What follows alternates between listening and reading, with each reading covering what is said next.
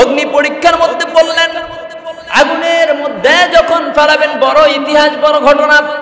40 দিন পর্যন্ত আগুনকে উত্তপ্ত করা হয়।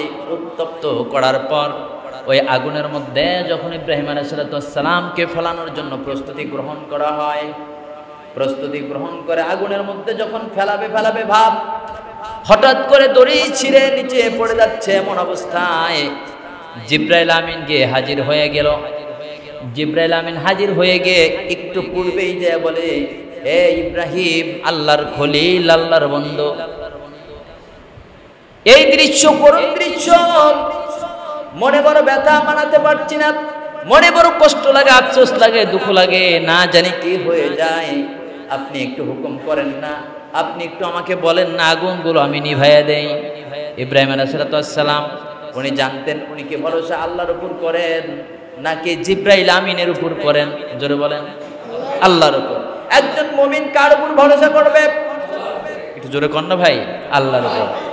কিরামান কাতিবিনা ইয়ালামুনা মা তাফআলুন।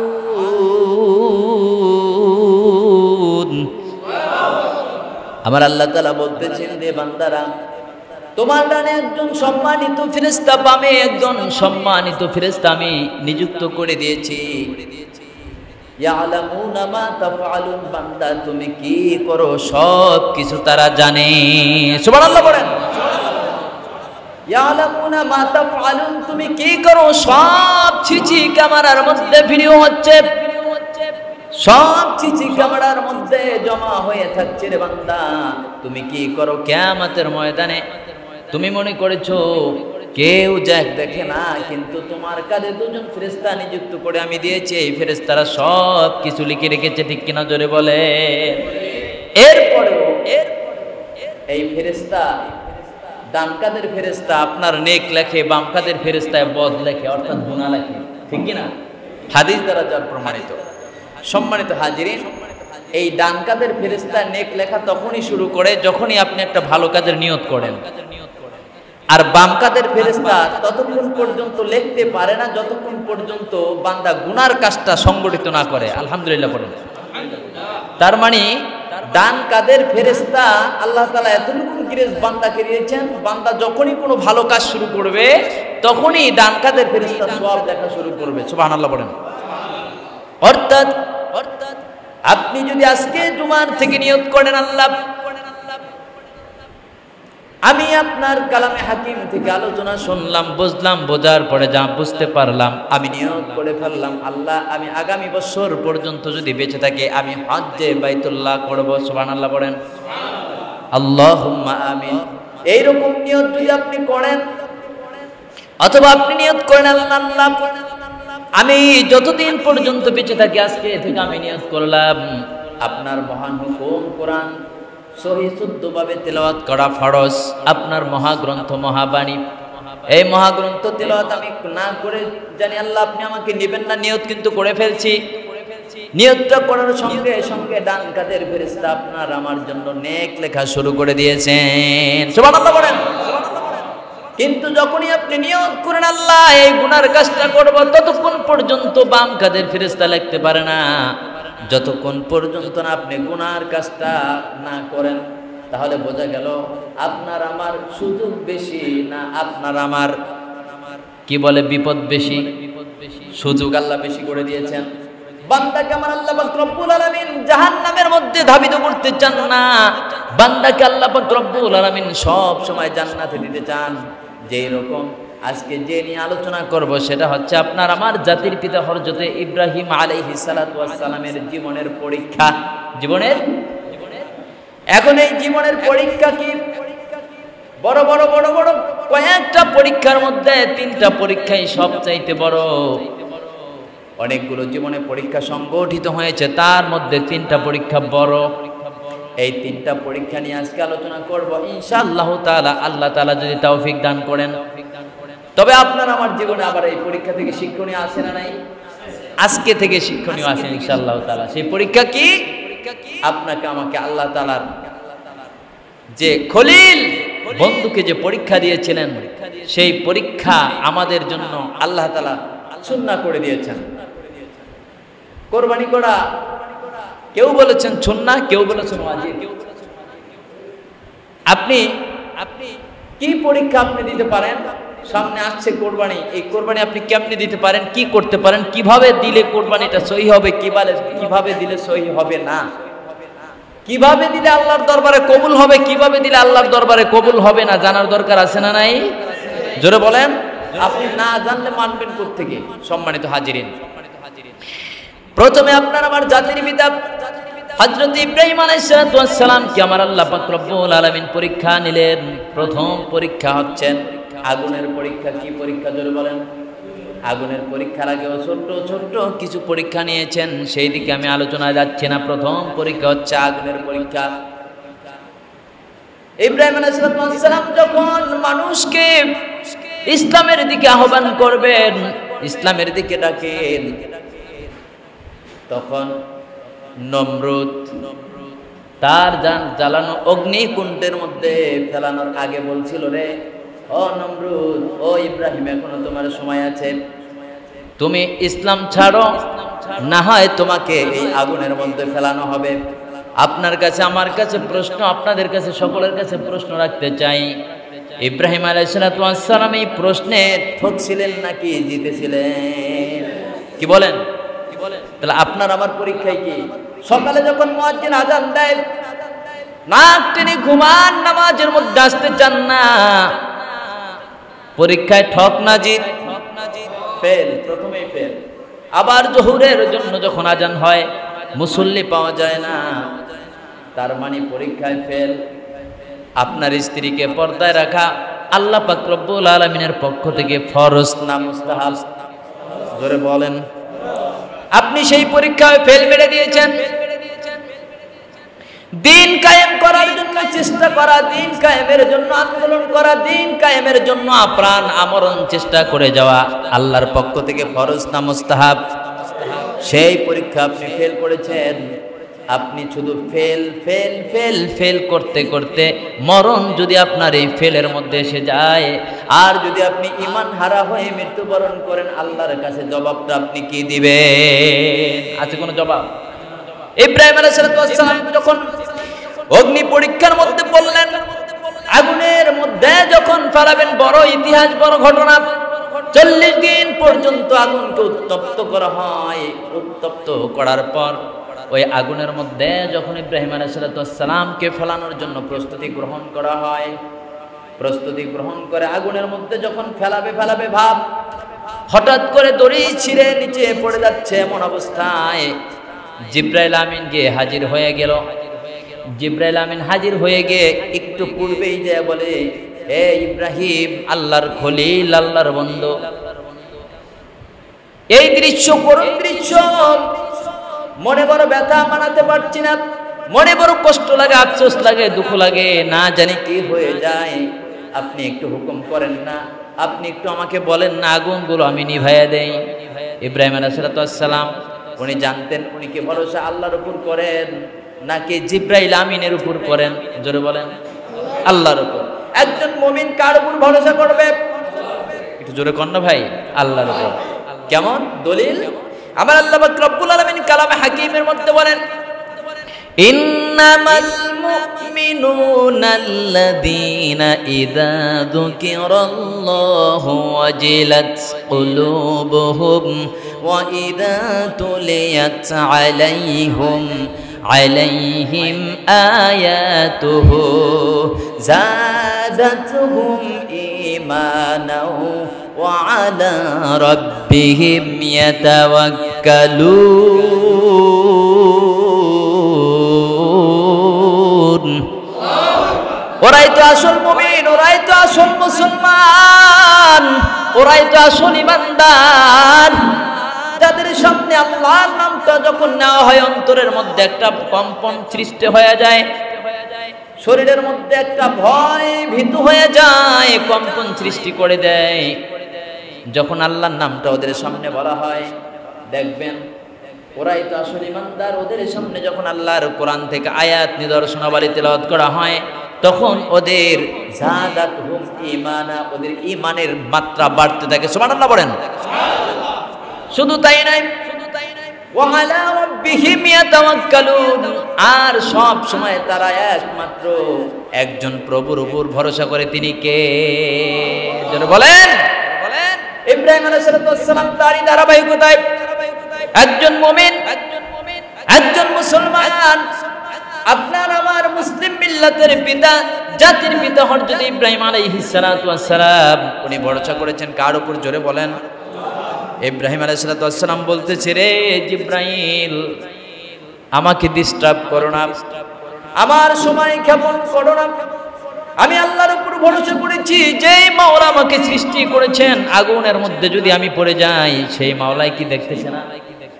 দেখে নাকি? জোরে বলেন, দেখে নাকি? তুমি তোমার চোখের আড়াল আমি হতে পারি, কিন্তু আল্লাহর চোখের আড়াল আমি হতে পারি না। আমার আল্লাহ সব কিছু দেখতেছেন, শুনতেছেন, বুঝতেছেন, সব কিছু। আমার মাওলার পক্ষ থেকে পরীক্ষা আসতেছে, একটু পরীক্ষাটায় পাস করতে দাও। সুবহানাল্লাহ বলেন। এই বলে যখন জিবরাইল আমিন ফেল হয়ে চলে আসলো ওখান থেকে, আল্লাহ পাক রব্বুল আলামিনের উপর ভরসা করলেন। আল্লাহ গো, আপনি যদি আগুনকে বলেন আগুন আমাকে পোড়াতে পারবে, আপনি যদি আগুনকে না বলেন আগুনের বাবারও ক্ষমতা নেই আমাকে পুড়িয়ে ফেলায়। ঠিক কিনা? জোরে বলেন। এই একই খলিলের আল্লাহর বন্ধুর প্রতি ছিল। সুবহানাল্লাহ বলেন। কিন্তু আপনি আপনার আর আমার মধ্যে এরকম একই না আনেন, দেখবেন আল্লাহ তাআলা সমস্ত প্রকার বিপদ থেকে মাফ করে দিবেন, সমস্ত বিপদ থেকে উদ্ধার করবেন, সমস্ত প্রকার গুনাহ থেকে মাফ করবেন। গুনাহ থেকে একটু ফিরে আল্লাহর দিকে আসেন। ঠিক কিনা? জোরে বলেন। সম্মানিত হাজিরিন, ইব্রাহিম আলাইহিস সালাম আপনার আমার জাতির পিতা, আল্লাহর খলিল, আল্লাহর বন্ধু। উনি দেখলেন মানুষের শুধু টানাটানি করতেছে চক্রা ধরে ধরে, যাতে করে তাড়াতাড়ি করে আগুনের মধ্যে পড়ে যায়। আর আগুনের মধ্যে যদি পড়ে যায়, ইব্রাহিম আলাইহিস সালাম তাড়াতাড়ি মরে যাবে। ওইদিকে বিল্ডিং এর ছাদের উপর বসে দাঁড়ায় দাঁড়ায় দেখতেছে, অবলোকন করতেছে নমরুদ, যাতে করে আমার শত্রু ইব্রাহিম তাড়াতাড়ি করে আগুনের মধ্যে পুড়ে যায়। এর মধ্যে ইব্রাহিম আলাইহিস সালাম তাকায় দেখলেন মা দুকুনির কথা শেষ মুহূর্তে মনে হয়ে গেল, মা কাছে আসলো না। মানুষের দুনিয়ার মধ্যে যদি সন্তান কোনো বিপদে পড়ে যায়, দেখবেন মা পাগল পাড়া হয়ে দৌড়ে চলে আসে, ভাই চলে আসে, বাবা চলে আসে। ইব্রাহিম আলাইহিস সালামের মনের মধ্যে বড় ব্যথা যন্ত্রণা লেগে গেল। ইব্রাহিম আলাইহিস সালাম তাকায় দেখে চক্রাটা ধরে ধরে তার বাবা জোরে টানে। নাউজুবিল্লাহ বলেন। ইব্রাহিম আলাইহিস সালাম চোখের পানি ছেড়ে দিলেন।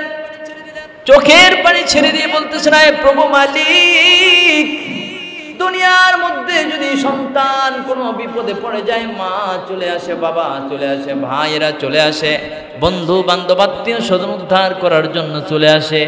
আজকে দেখতেছি রে আল্লাহ, এই দুনিয়ার মধ্যে মাও শত্রু, আমার বাবাও শত্রু। কারণ বাবা দেখতেছি চক্রা ধরে ধরে টানে, আমি যাতে করে তাড়াতাড়ি আগুনের মধ্যে পুড়ে ভস্মীভূত হয়ে যাই। জোরে কন্যা নাউযুবিল্লাহ।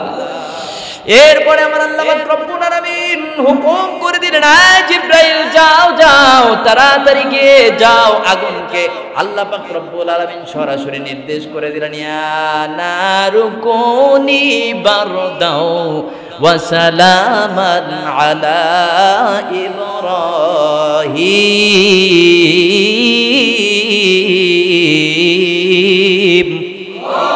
হে আগুন, তাড়াতাড়ি করে আমার বন্ধুর প্রতি শান্তি দাও, ঠান্ডা হয়ে যাও। জোরে বলেন না সুবহানাল্লাহ।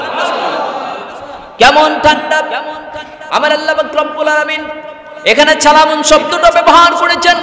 মুফাজ্জিরিন কিরামগণ বলেন, সালাম শব্দটা কেন ব্যবহার করলেন? কারণ আমার আল্লাহ পাক রব্বুল আলামিন যাকে যে আদেশ করেন, আদেশটা খুব দ্রুত গতিতে পালন হয়ে যায়। ঠিক কিনা? জোরে বলেন।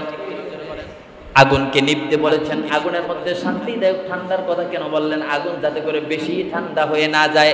যেমন ধরেন ফ্রিজের মধ্যে একটা জিনিস রাখতে গেলে বরফ হয়ে যায়, বেশি ঠান্ডা হয়ে। ঠিক কিনা? জোরে বলেন। এটা আবার সমস্যা না? সমস্যা। অনেকে দেখবেন গরমের মধ্যে যদি এমন বেশি ঠান্ডার মধ্যে পতিত হয়, তার ঠান্ডা হয়ে নিউমোনিয়া হওয়ার আশঙ্কা আছে না নাই? যারা মেডিসিন বিজ্ঞান আছেন তারা বুঝবেন।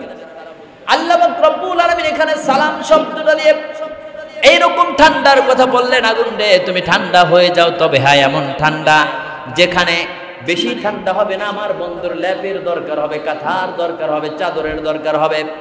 আবার এত বেশি কম ঠান্ডাও তুমি হবে না যেখানে আবার তোমাকে বিভিন্ন প্রকারের ফ্যান দরকার হবে। তুমি এক কথায় তুমি এয়ার কন্ডিশন হয়ে যাও, যেখানে নাতিশীতোষ্ণ হবে, যেখানে আমার বন্ধুর কোনো কষ্ট হবে না। সুবহানাল্লাহ বলেন। এবার আল্লাহ পাক রব্বুল আলামিন আগুনকে যখন বললেন, হ্যাঁ আগুন তুমি শান্তিদায়ক ঠান্ডা হয়ে যাও, আগুন ঠান্ডা হয়ে গেল।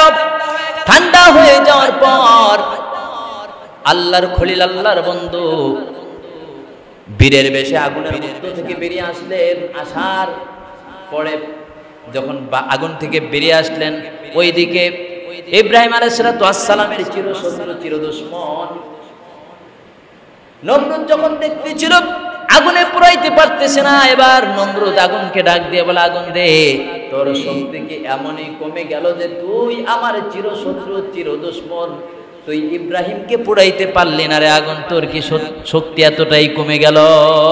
আসলে কি আগুনের কোনো শক্তি আছে ভাই? জোরে বলেন। পানির কি কোনো শক্তি আছে?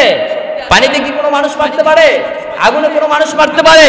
কোনো ঔষধ মানুষকে ভালো করতে পারে না। বর্তমানে চিকিৎসা বিজ্ঞানীরা ওটা প্রমাণ করেছে যে মানুষ ঔষধই যদি মানুষকে ভালো করতে পারত, তাহলে একই রোগে মানুষ একই ওষুধ খাইতে খাইতে লাস্ট টানে ফাইনালিতে মারা গেল, কেন সে ভালো হইল না? আছে না নাই?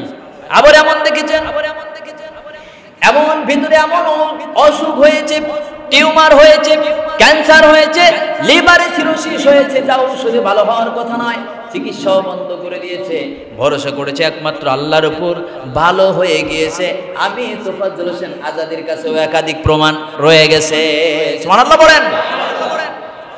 বন্ধুরা আমার, তাহলে পানির কোনো শক্তি নাই, আগুনের কোনো শক্তি নাই, মানুষের কোনো শক্তি নাই, গ্রামের কোনো শক্তি নাই। মানুষের কি বলেন, প্রিন্সিপাল হোক, যত টাকার অর্থ সম্পদশালী হোক, যত ক্ষমতাশালী হোক, তার কোনো শক্তি নাই। যদি তার একাকিত্বের কোনো শক্তি থাকতো তাহলে সে তো মারা যাওয়ার কথা নয়, ঠিক কিনা জোরে বলেন। এবার যখন এই কথা বলে, আরে আগুন তোমার শক্তিকে এতই তুমি নিষ্ক্রিয় কেন হয়ে গেলে? তুমি কি ইব্রাহিমকে পোড়াইতে পারলে না? এবার আগুন থেকে কেমন যেন একটা জবাব চলে আসলো, আরে খোদার দুশমন, আরে নমরুদ, আমার শক্তি আসে না নাই, তুই একটু এসে দেয়, তোর 14 গোষ্ঠীকে আমি পোড়াইয়া ছারখার করে দিতে পারি, ঠিক কিনা জোরে বলেন। এখন বলবেন হুজুর কই, আমরা তো সব কিছু লুটপাট করে দিচ্ছি, আমরা ইসলামের বিরুদ্ধে কথা বলছি, ইসলামের বিরুদ্ধে খানা খাচ্ছি, আল্লাহর দ্রোহীদের সাথে বন্ধুত্ব করে যাচ্ছি, আমরা তো ইসলামের বিপক্ষে যারা আছে তাদেরকেই শুধু মদত দিয়ে যাচ্ছি। কই, আমাদের কোনো সমস্যা হয় না, আপনার কোরআন মানলাম না, হাদিস মানলাম না, কই কোনো সমস্যা তো হচ্ছে না। আরে আমি বলবো, আরে বন্ধু তুমি সূরা ফাতিহার আর রহমানির রহিম এই আয়াতটার তাফসীর পড়ো আর ব্যাখ্যা পড়ো। আর রহমানির রহিম, এখানে রহমান, এই রহমানুদ দুনিয়া, এই রহমান দ্বারা দুনিয়াকে আল্লাহ রব্বুল আলামিন সবাইকে দিবেন। অর্থাৎ যে ব্যক্তি চুরি করবে তাকেও আল্লাহ খাওয়ান না মারেন, তাকেও খাওয়ায়। যে ব্যক্তি মিথ্যা বলে, যে ব্যক্তি সুদ খায়, যে ব্যক্তি ঘুষ খায়, যে ব্যক্তি শরীরকে ঠকায়া দেয়, যে ব্যক্তি মা বাবার হুকুমকে অবাধ্য করে, অমান্য করে, ওই ব্যক্তিকেও আল্লাহ খাওয়ায় না। তবে অরহিমাল আখিরা, কিয়ামতের দিন আল্লাহর বিচারটা কিন্তু এরকম হবে না। ফামাইয়া আমাল মিথকালা যাররাতিন খায়রান ইয়ারা ওয়া মাইয়া আমাল মিথকালা যাররাতিন শাররান ইয়ারা। আমার আল্লাহ পাক রব্বুল আলামিন কালামে হাকিমের মধ্যে বলতেছেন, যার এক বিন্দু পরিমাণ গুনাহ থাকবে সেও তার ফল ভোগ করবে কিয়ামতের ময়দানে। যার এক বিন্দু পরিমাণ নেক থাকবে সেও তার ফল ভোগ করবে। নেকের ফলও তুমি দেখতে পাবা, গুনার ফলও তুমি দেখতে পাবা রে বন্ধু। তুমি যদি ভালো কাজ করো তার ফল তুমি পাবা, তুমি যদি খারাপ কাজ করো তার ফল তুমি পাবা। এবার ইব্রাহিম আলাইহিস সালাতু ওয়াস সালামকে যখন লক্ষ্য করে বলা হলো, আগুনকে লক্ষ্য করে বলা হলো, আগুন রে তুমি কি এতই নিষ্ক্রিয় হয়ে গিয়েছো? এবার আগুন বলতেছে, আয় তোর 14 গোষ্ঠী সহ আমি পোড়ায় দেই, ঠিক কিনা জোরে বলেন। এখন তোমার শক্তি আছে আগুনের মধ্যে ফেলানো পর্যন্ত তোমার শক্তি, ঠিক কিনা জোরে বলেন। যারা ইসলামের জন্য কষ্ট করে, এই ইসলাম বাস্তবায়ন করার জন্য যারা জীবন দেয়, যারা কোরআন কারীমের পক্ষে কথা বলার জন্য জীবন দেয়, যারা কোরআনের বাস্তবায়ন রাজ কায়েম করার জন্য জীবন দেয়, তারা তো ওই যে আগুনের মধ্যে গিয়ে পড়া মাত্র সঙ্গে সঙ্গে করে তারা জান্নাতের মধ্যে প্রবেশ করে। সুবহানাল্লাহ। আমার কথা না আল্লাহর কথা? আল্লাহর কথা। আমার আল্লাহ পাক রব্বুল আলামিন বলতেছেন, আল্লাহ তাহাসাবান্নাল্লাযীনা কুতিলু ফি সাবিলিল্লাহি আমওয়াতা বাল আহইয়াউন ইনদা রাব্বিহিম ইউরযাকুন।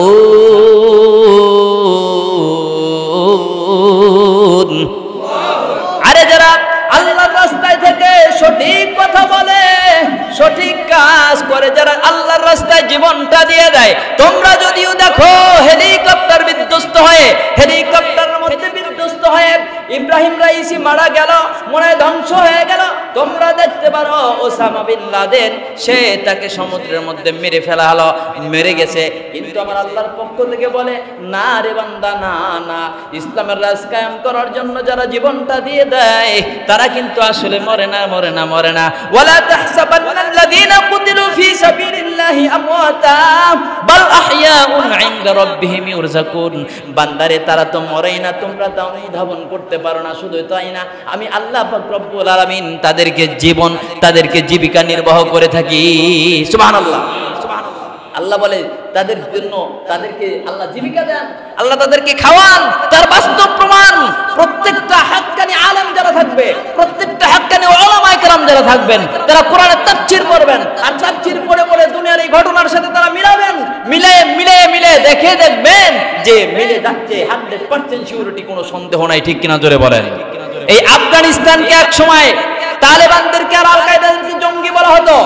জঙ্গি অর্থ যোদ্ধা, ফার্সি শব্দ ভাইয়েরা আমার, যোদ্ধা, এতে কোনো আপত্তি নাই, কিন্তু ইনকার করে বলা হয়। ঠিক কিনা জোরে বলেন? মুসলমানদেরকে আর আলেম ওলামাদের দেখলে তালেবান, আল কায়দা, মোল্লা, বিভিন্ন ধরনের কথা বলা হয়, বলেন, সমস্যা নাই আপনারা। এরপর বলা হয় মৌলবাদ। মৌলবাদ মানে কি? আসল মূলে যারা থাকে, যারা মূলবাদী। আমরা তো মূলবাদী, আমাদের মূল হচ্ছে কি বলেন? কোরআন। আর এই কোরআনকে বক্ষে লালন করে আমরা দুনিয়ার মধ্য থেকে চিরবিদায় গ্রহণ করতে চাই। আমরাই তো মূলবাদী হব, কিন্তু কথাটা যেন কেমনে বলে যে একটু ইনকার দিয়ে, এদের ভাষায় মনে হয় যেন একটা গালি। নাউজুবিল্লাহ বলেন। ঠিক কিনা জোরে বলেন? যারা বলতো এই আফগানিস্তানের মৌলবাদরা এটা করেছে, সেটা করেছে, এরা জঙ্গি, এরা এইটা সেইটা, আজকে দেখেন আল্লাহ পাক রব্বুল আলামিন বললেন দিন বিজয়ের জন্য ওয়ালা তাহিনু ওয়ালা তাহজানু ওয়া আনতুমুল আলাউনা ইন কুনতুম মুমিনিন, তোমরাই বিজয়ী হবে, তোমরাই জয় হবে, তোমরা যদি মুমিন হতে পারো। আজকে তারা মুমিন হয়ে তারা আল্লাহর রাস্তায় জিহাদ করে, তারা অসংখ্য মায়ের বুক খালি করে, অসংখ্য মায়ের বুকের ছেলে সন্তানেরা শাহাদাতের পেয়ালা পান করে আফগানিস্তানে আজকে বিজয় হয়েছে। ইসলামের পতাকা টপ টপ টপ টপ করে উঠতেছে, সেখানে উড্ডীন হচ্ছে, আর সেখানে আল কোরআনুল কারীমের রাজ কায়েম হয়েছে। এই জন্য অনেকের মাথা ব্যথা। কিন্তু মাথা ব্যথা হলে কি হবে? যে দেখেন সেখানে ইসলাম, তার মানে শান্তি সেখানে বর্ষিত হচ্ছে। ঠিক কিনা জোরে বলেন? যারা আমি আল্লাহর রাস্তায় জীবন দেয় তারা মৃত না, যদিও তোমরা তা অনুধাবন করতে পারো না, তারা জীবিত। তারা মৃত্যু না, জীবিত। জোরে বলেন? তারা জীবিত। তারা কেমন জীবিত ভাই? তারা এমন জীবিত, আমার আল্লাহ পাক রব্বুল আলামিন তাদেরকে এমন জীবিত রেখেছেন, কিতাবের মধ্যে আছে তাদের যখন তারা দুনিয়ার মধ্যে থেকে বিদায় গ্রহণ করে, বিদায় গ্রহণ করার সঙ্গে সঙ্গে আল্লাহ পাক রব্বুল আলামিন তাদের রূহটাকে জান্নাতের মধ্যে ট্রান্সফার করে দেন। সুবহানাল্লাহ। জান্নাতের মধ্যে ঢুকায় দেন। জান্নাতের মধ্যে শুধু খালি ঢুকায় দেন না, একটা সুন্দর আকৃতির একটা পাখির মধ্যে তার জানটা ঢুকায় দিয়ে বলা হয়, আরে পাখিরে কিয়ামত পর্যন্ত জান্নাতের মধ্যে তুমি বিচরণ করতে থাকো। সুবহানাল্লাহ বলেন। তাহলে বোঝা গেল আগুনের পোড়ানোর শক্তি নাই। আল্লাহ যদি হুকুম করেন তাহলে আছে না নাই? মানুষের করার কিছু শক্তি নাই। আল্লাহ যদি হুকুম করেন, অনেক শক্তি মানুষের মধ্যে আল্লাহ যদি দেন তাহলে আছে না নাই? মানুষ যদি আল্লাহর কাছে মাপ চায়, আল্লাহ মাফ করে দেন। মানুষ যদি গুনাহ করে, আল্লাহ পাক রব্বুল আলামিন যদি গুনাহ মাফ না করে, তার জন্য তাকে তার পাপের প্রায়শ্চিত্ত ভোগ করা লাগবে কি লাগবে না? জোরে বলেন। এবার পারে নাই। পরীক্ষা নাম্বার 1, এক্সামিনেশন নাম্বার 1, 1 নাম্বার পরীক্ষা গেল। 1 নাম্বার পরীক্ষায় আপনার আমার জাতির পিতাকে পাস করলেন না ফেল করলেন? জোরে বলেন। পাস করলেন। এবার নমরুদ দেখলো এই পরীক্ষার মধ্যে তাকে কিছুই করা গেল না। নমরুদ নিজে নিজে আল্লাহ পাক রব্বুল আলামিনের জুতা পিটা খেয়ে ধ্বংসের মধ্যে পতিত হলো। কেমনে পতিত হলো? নমরুদ ইব্রাহিম আলাইহিস সালামকে বারবার বলতেছে, ইব্রাহিম রে, তুমি যার দাওয়াত দাও সেই আল্লাহ কোথায় থাকে? কয় আল্লাহ তো আরশে আজিমে থাকে। সুবহানাল্লাহ বলেন। কয় আল্লাহ যদি আরশে আজিমে থাকে তাহলে সে আরশে আজিম কোথায়? কয় সপ্তম আকাশের উপরে। কয় তাহলে তোমার আল্লাহকে একটু মেরে ফেলবো। এবার বাঁশের উপর বাঁশ এরকম উপরে উপরে কিছু দূর উপরে উঠে এরপরে উপরে একটা তীর নিক্ষেপ করছে। কোন এক কিতাবের মধ্যে আছে তীর নিক্ষেপ করেছে। তীর নিক্ষেপ করার পর আমার আল্লাহ পাক রব্বুল আলামিন ওই তীরটাকে ধরে একটু রক্ত জিব্রাইলকে বলে, জিব্রাইল একটু রক্ত লাগাই দিয়ে আসো, তাকে ওর বিশ্বাস হয়ে যায় আমি আল্লাহ ঠিকই মরে গিয়েছি। নাউজুবিল্লাহ। দুনিয়ার মধ্যে এমন কিছু নাস্তিক দেখবেন যারা আল্লাহকে বিশ্বাস করে না, আছে না নাই? কিছু বেঈমান, কিছু কাফের দেখবেন যারা আল্লাহকে বিশ্বাস করে না। আবার দেখবেন সামাজিক নামাজ যারা পড়তে আসে, সাপ্তাহিক নামাজ, বাৎসরিক নামাজ মানুষকে দেখানোর জন্য পড়তে আসে, কিন্তু আসলে মনে মনে বলে যে আল্লাহ বলতে কিছু নাই। তা আল্লাহ যদি থাকতো তাহলে আমি তো এই সমস্যার মধ্যে পড়তাম। আল্লাহ যদি থাকতো তাহলে এটা হতো না, আছে না নাই? কিন্তু আসলে চিন্তাই করে নাই যে বান্দারে ঘুড়ি যখন বালক ছাড়ে তখন ঘুড়িটাকে একটু ওড়ার স্বাধীনতা দিয়ে দেয়, ঠিক কিনা জোরে বলেন? বান্দাকে যখন আল্লাহ পাক রব্বুল আলামিন দুনিয়ার মধ্যে পাঠিয়ে দিলেন, পাঠিয়ে কি বললেন? আল্লাহ পাক রব্বুল আলামিন কালামে হাকিমের মধ্যে বললেন, সূরা মুলকের ২ নম্বর আয়াতের মধ্যে বলেন, আল্লাযী খালাকাল মাউতা ওয়াল হায়াতা লিয়াবলুয়াকুম আইয়ুকুম আহসানু আমালা।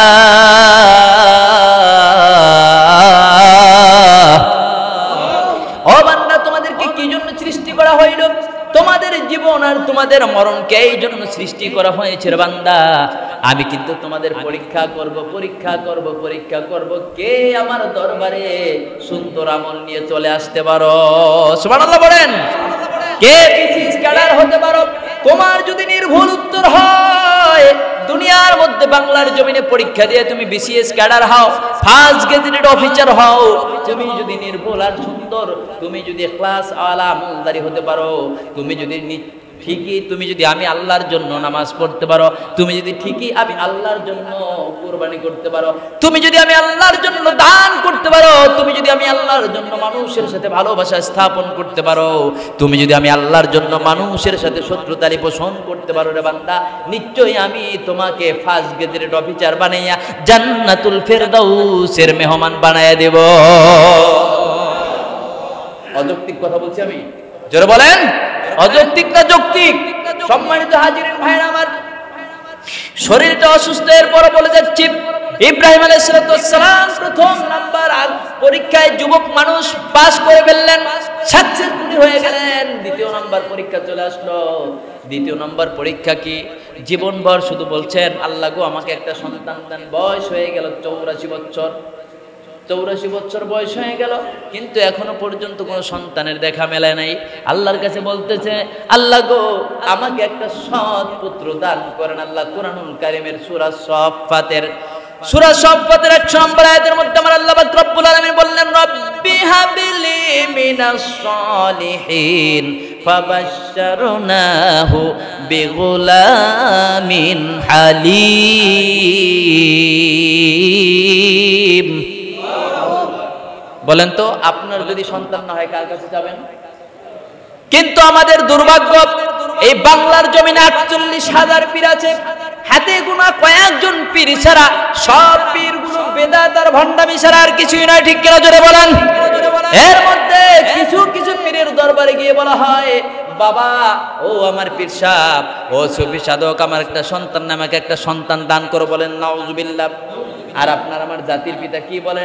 জাতির পিতা আল্লাহর নবী, আল্লাহর খলিল, আল্লাহর বন্ধু পরীক্ষায় উত্তীর্ণ হলেন, আগুনের পরীক্ষায় ফার্স্ট গেজেটেড অফিসার হয়ে গেলেন। আল্লাহর সেরা নবী 6 জন নবীদের মধ্যে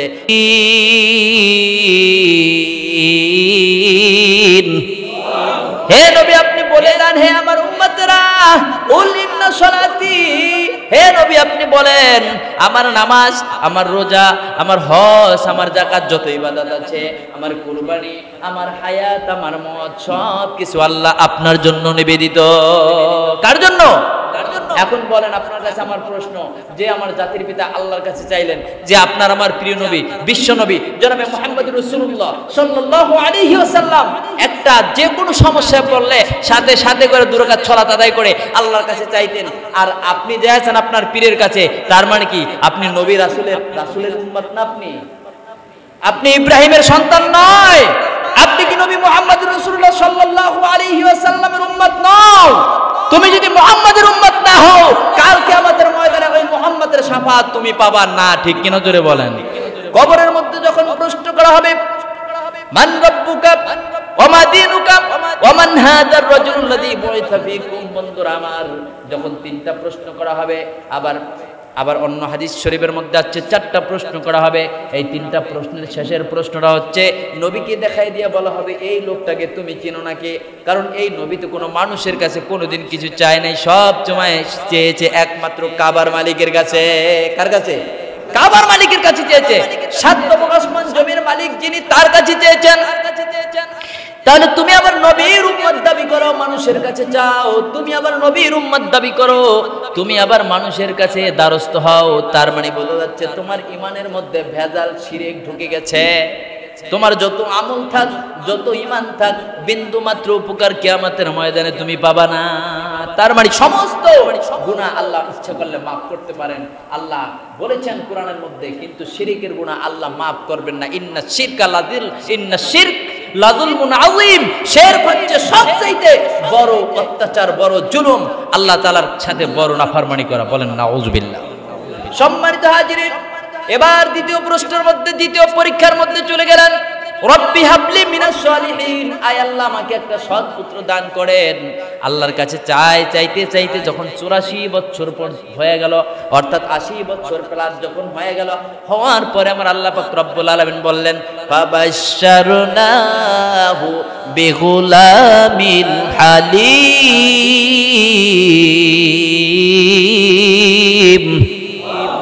আমার আল্লাহ পাক রব্বুল আলামিন তাকে একটা সহনশীল ছেলের সন্তানের সুসংবাদ দান করলেন। সুবহানাল্লাহ।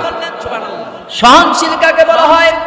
সহনশীল, ধৈর্যশীল ওই ছেলে সন্তানকে বলা হয় যেই সন্তান মুরব্বীদের সাথে বেয়াদবি করে না, যেই সন্তান মানুষের সাথে খারাপ আচরণ করে না, যেই সন্তান আল্লাহর নাফরমানি করবে না, যেই সন্তান এক কথায় আল্লাহর অবাধ্য হবেন না, সব সময় তার মধ্যে আল্লাহর ভয় কাজ করবে।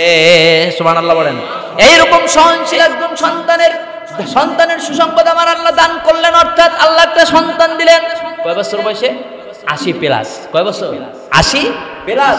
80 বছরের পরে গিয়ে একটা সন্তান দিতে পারেন। এর দ্বারা বোঝা যায় আমার আল্লাহ পাক রব্বুল আলামিন যদি ইচ্ছা করেন বৃদ্ধ বয়সেও সন্তান দিতে পারেন। আবার আল্লাহ যদি ইচ্ছা করেন বাবা ছাড়াও সন্তান দিতে পারেন। যেমন ঈসা আলাইহিস সালাম, আল্লাহ যদি ইচ্ছা করেন বাবাও নাই মাও নাই, আদম আলাইহিস সালামকে সৃষ্টি করতে পারেন, হাওয়াকে সৃষ্টি করতে পারেন। আবার আল্লাহ পাক রব্বুল আলামিন যদি ইচ্ছা করেন বাবা আছে মাও আছে, সন্তান দেন যেমন আপনি আমি। আবার আল্লাহ যদি ইচ্ছা করেন বাবা আছে মা আছে, কিন্তু সন্তান দিবে না, কেউ দুনিয়ার মধ্যে দিতে পারবে না। ঠিক কিনা জোর বলেন? তাহলে বোঝা গেল আমাদের দেওয়ার মালিক, খাওয়ানোর মালিক, পরাণের মালিক, হায়াতের মালিক, মওতের মালিক, জান্নাতের মালিক, জাহান্নামের মালিক, কিয়ামতের মালিক। এক কথায় যা কিছু আছে সব কিছুর মালিক একমাত্র আপনার আমার আল্লাহ। ঠিক কিনা জোরে বলেন? এই আল্লাহ পাক রব্বুল আলামিন 86 বছর বয়সে যখন একটা সন্তান দান করলেন, আল্লাহ বললেন হে আমার বন্ধু, হে আমার খলিল, যাও এই বিবি হাজার, যার নাম হাজেরা না হাজেরা আমরা বলি, এই হাজারকে নিয়ে সাফা মারওয়া ওই মক্কা নগরীর মধ্যে রেখে আসো, সাফা মারওয়া পাহাড়ের মধ্যে রেখে আসো। যখন এই ছোট্ট দুধের সন্তানকে নিয়ে সাফা মারওয়া পাহাড়ের মধ্যে রাখার জন্য যায়, এবার হাঁটতে হাঁটতে বিবি হাজারকে নিয়ে যায়। হাজারকে নিয়ে বলে সন্তান নিয়ে এখানে তুমি থাকো, আমি গেলাম। এই যখন বলে হাঁটতেছে, এবার পিছন থেকে ডাক দিয়ে বলতেছে স্বামী হে আমার, আপনি আমাকে এই ধুধু মরু প্রান্তরে রেখে যাচ্ছেন, আমি বুঝলাম না কি জন্য রেখে যাচ্ছেন? আমার কি কোনো অন্যায় হয়েছে নাকি নাকি আল্লাহর পক্ষ থেকে কোনো ফায়সালা হয়েছে? আমি আপনাদের কাছে জানতে চাই, কোন নবী গুনাহগার না, কোন নবী অপরাধী না, কোন নবী কোন মানুষকে ঠকাতে পারেন না, কোন মানুষের উপর জুলুম নির্যাতন কোন নবী করতে পারেন না। তার মানে নবী রাজা করেন কার আদেশে করেন? জোরে বলেন। আরে ভাই, আপনার নেতা যদি একটা আদেশ করেন সেটার মধ্যে ভুল থাকতে পারে, ঠিক কিনা? বিচারের মুখোমুখি হয়ে আপনি ঠকে যেতে পারেন, কিন্তু নবীরা এমন একটা হেডকোয়ার্টার থেকে আদেশ পায়, যেই হেডকোয়ার্টারের মালিক, জোরে বলেন, যেই শব্দটা, যে কথা, যে বাক্যগুলো পাঠান, যে চিঠি লেটার পাঠান, তিনি কে? জোরে বলেন, আল্লাহ। এর মধ্যে কোনো ভুল আছে? আছে? কোনো ভুল নাই। আমার আল্লাহ পাক রব্বুল আলামিন সেই কিতাবের মধ্যে বললেন, যালিকাল কিতাবুল লা রাইবা ফীহি হুদাল লিল মুত্তাকিন। আল্লাহু আকবার। এই যে কোরআনটা দেখো, ছোট্ট কোনো চটি বই না, 30টা পারায় কোরআনুল কারীম। বন্ধুরা আমার আল্লাহ প্রথমেই চ্যালেঞ্জ ছুড়ে দিয়েছেন, বান্দারে এই কোরআনের মধ্যে ভুল নাই। এই নিয়ে আপনি একবারও চিন্তা করেননি আল্লাহ কোরআনুল কারীমের প্রথমে কেন বললেন যে কোরআনুল কারীমের মধ্যে ভুল নাই? কারণটা কি? ও বন্ধুরা, তার মানে ভুল নাই এই জন্য বলেছে, ও আমার বান্দারা, দুনিয়ার মধ্যে তোমাকে পাঠালাম, পাঠানোর পরে তোমাকে একটা গ্রন্থ দিলাম, মহাগ্রন্থ পবিত্র আল কোরআন মাজিদ দিলাম আমি। এই দেওয়ার পরে কোরআনুল কারীমের মধ্যে ভুল নাই, কথাটা বলার অর্থ হলো এই কোরআনের মধ্যে যেই বিধানগুলো আমি দিয়েছি, এই বিধান কিন্তু তোমাকে অবশ্যই পালন করতে হবে, ঠিক কিনা? ও ভাই, আপনি যদি বলেন যে এই বইটার মধ্যে কোনো সন্দেহ নাই, ভুল নাই, আপনি যদি বলেন, কোন ইমাম সাহেব যদি বলে, চ্যালেঞ্জ দেয়, আমি এটা চ্যালেঞ্জ দিলাম, আপনি মানতে বাধ্য, ঠিক কিনা? জোরে বলেন। আপনি যদি না মানেন, তাহলে আপনি ওটাকে দেখবেন এই বইয়ের মধ্যে ভুল আছে কিনা। তার মানে তুমি পড়ো, তুমি দেখো কোরআনের মধ্যে কোনো ভুল নাই, দেখার পর তুমি এমন ইলম গ্রহণ করো, ইলম অনুসারে তুমি জীবনে বাস্তবায়ন করো, আমল করো। আর যদি আমল না করো, কোরআনুল কারীমের মধ্যে কিন্তু জাহান্নামের কথাও আছে না নাই? আছে। এই জাহান্নামে কিন্তু তুমি যাবা। তার মানেটা কি? জাহান্নামের মধ্যে তুমি যদি যাও, আগে আমি তোমাকে অ্যালার্ট করে দিলাম, তোমার কাছে আগে আমি প্রশ্নপত্র ফাঁস করে দিলাম। ও বান্দা, তুমি যদি কোরআন দিয়ে জীবন পরিচালনা না করতে পারো, কোরআনের আইন বাস্তবায়ন না করতে পারো, কোরআন তোমার জীবনে যদি সাথী হিসেবে গ্রহণ না করতে পারো, তোমার জন্য কিন্তু ভয়াবহ অবস্থা সামনে অপেক্ষা করতেছে, ঠিক কিনা? জোরে বলেন, কেমন ভয়াবহ অবস্থা বন্ধুরা আমার? সেদিকের আলোচনা আমার নয়, সামনে যদি কোনোদিন সুযোগ পাই, আমি সেই ভয়াবহ অবস্থার কথা আপনার সামনে একটু কিছু তুলে ধরার চেষ্টা করবো ইনশাল্লাহ। তবে দ্বিতীয় নম্বর পরীক্ষা হলো, সন্তান দিলেন, সন্তান দেওয়ার পর এই সন্তানটাকে আবার সেই মরুভূমির ধুধু প্রান্তরে মক্কা নগরীর কাছে ওই সাফা মারওয়ার পাহাড়ের মধ্যবর্তী স্থানে রেখে আসো, যাও ওই কি বলে বনবাসী দিয়ে আসো, এরকম না? আল্লাহ পাক রব্বুল আলামিন বলতে চাইলেন, আল্লাহর পক্ষ থেকে আদেশ হয়ে গেল, স্বামী হে আমার, আপনি কি আল্লাহর পক্ষ থেকে কোনো আদেশ পেয়েছেন? আস্তে করে শাহাদাত আঙ্গুলের উপরের দিকে উঠায় বলল, আমার মাওলার পক্ষ থেকে আদেশ হয়েছে। আমি আর কিছু বাকরুদ্ধ হয়ে গেলাম, কিছু বলতে পারছি না। এই বলে যখন ওখান থেকে ফিরে আসলো, ওখান থেকে ফিরে আসার পর এমন পরিস্থিতি হয়ে গেল, বলেন তো, এখন এই মরুভূমি আর বালুর মধ্যে, ধুধু প্রান্তরের মধ্যে, যেখানে জনমানব শূন্য, কোনো মানুষ নাই, কোনো প্রাণী নাই, কোনো খাবার নাই, কোনো পানি নাই, কিছুই নাই, সেখানে বাঁচাবে কে? জোরে বলেন। তার একটা ছোট্ট একটা উদাহরণ দেই। আগে ওই আরব আমিরাত থেকে মানুষ তাবলীগ জামাতের করার জন্য আসতো, এই দেশের মধ্যে তাবলীগের জন্য আসতো। আমার সময় তো শেষ হয়ে গেছে বন্ধুরা আমার, আজকে আর আলোচনা বেশি করতে পারতেছি না। যে তাবলীগ জামাতের জন্য আসতো, এসে এরপর ওয়াজ নসিহত করে মানুষকে মুসলমান বানাতো, কালেমা পড়ে পড়ে ইসলামের দাওয়াত দিয়ে মানুষকে ইসলামের পথে দীক্ষা দিত। এইরকম একটা কাফেলা আসা শুরু করছে। কাফেলা যখন আসছে, সমুদ্রের মধ্যে প্রবল ঘূর্ণিঝড়ের মধ্যে পড়ে গেছে। ঘূর্ণিঝড়ের সময় এক লোক সমুদ্রের মধ্যে পড়ে গেছে। সেই কোন সময়? যে সময় সে তাহাজ্জুদের সালাত আদায় করতেছিল, এই সময়টা পড়ে গেছে। যখন এই সময়টা পড়ে গেছে, রাত্রি আর কেউ দেখে নেই, সকাল যখন হয়েছে তখন চিন্তা করলো, কোথায় গেল আমাদের সেই বন্ধু, কোথায় গেল আমাদের সাথী, পাচ্ছি না, সবাই কেঁদে কেঁদে যারে যা, পাচ্ছি না কোথাও। কিন্তু যখন সকাল হয়ে গেল, সংক্ষেপে কথাটা বলে দিচ্ছি, সকাল হওয়ার পর দেখতেছে চতুর্দিকে কি যেন একটা ঘুরছে। এবার আমরা সবাই বন্দুক তাক করলো, কারণ কি এটা আমাদের শত্রু হয়তো বা হবে। এবার আস্তে আস্তে যখন একটা গামছা নাড়ালো, নাড়ানোর পর ওনার সাথে একটা গামছা ছিল, গামছাটা নাড়ালো, নাড়ানোর পর বুঝতে পারলো একজন মানুষ হবে। যতই কাছে আসে দূরবীক্ষণ যন্ত্রের মাধ্যমে দেখতে পাইলো এটা তো আমাদের বন্ধু। সুবহানাল্লাহ। সমুদ্রের মধ্যে বাঁচানোর মালিক আল্লাহ, আছে না নাই? ওই ধুধু মরু প্রান্তরের মধ্যেও বাঁচাতে পারেন তিনি কে? সরাসরি পরীক্ষা দিচ্ছেন, সরাসরি পরীক্ষা। এবার হাজার আলাইহিস সালাতু ওয়াস সালাম, উনি ওনার সন্তান ইসমাইল আলাইহিস সালাতু ওয়াস সালাম কাঁদতেছেন, এমন কাঁদেন, এমন কাঁদছেন, পানির পিপাসা কাতর হয়ে কাঁদছেন। মা এদিক দৌড়ায় ওদিক দৌড়ায়, একবার সাফা পাহাড়ের দিকে যায়, একবার মারোয়া পাহাড়ের দিকে যায়। সাফা মারোয়া পাহাড়ের মধ্যে 7 বার চক্কর দেওয়ার পর এবার দেখে পানির ব্যবস্থা আল্লাহ পাক রব্বুল আলামিন ইসমাইল আলাইহিস সালাতু ওয়াস সালামের পার আঘাতের কারণে করে দিয়েছেন। জোরে বলেন না সুবহানাল্লাহ। তারা ছিল সুরিয়ানি ভাষার লোক। এবার সুরিয়ানি ভাষায় উনি পানি যখন ওখান নিচ থেকে উঠতেছিল তখন বলতেছে জাম জাম, মানে থামো পানি, স্টপ, এখানে তুমি থেমে যাও, আর থামো, যাও না, পানি শুকায় যাও না, আমার ইসমাইলকে একটু পানি ভালোভাবে পান করাই। সুবহানাল্লাহ। এই জন্য আমার আল্লাহ পাক রব্বুল আলামিন নিদর্শন হিসাবে কিয়ামত পর্যন্ত এই পানির কূপের নাম রাখলেন জমজম। সুবহানাল্লাহ পড়বেন না? শুধু তাই নয়, 7 বার চক্কর দেওয়ার কারণে যেখানে এরকম পানির আবির্ভাব হয়ে গেল, আমার আল্লাহ পাক রব্বুল আলামিনের কাছে এই চিত্রটা বড়ই ভালো লাগলো।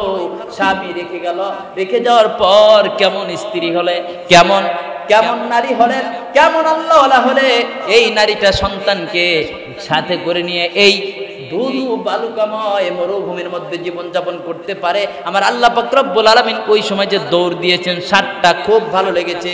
ভালো লাগার পর আল্লাহ পাক রব্বুল আলামিন যেই সমস্ত হাজিরা 7টা চক্কর না দিবে ওই সমস্ত হাজিদের হজ কবুলই হবে না। ঠিক না? জোরে বলেন। এই জন্য ভাই আজকে আর আলোচনা করার সময় তো শেষ। আল্লাহ তাআলা আমাদের আগামী জুমা থেকে আবার এখান থেকে আলোচনা শুরু হবে ইনশাআল্লাহ তাআলা। আল্লাহ তাআলা আমাদের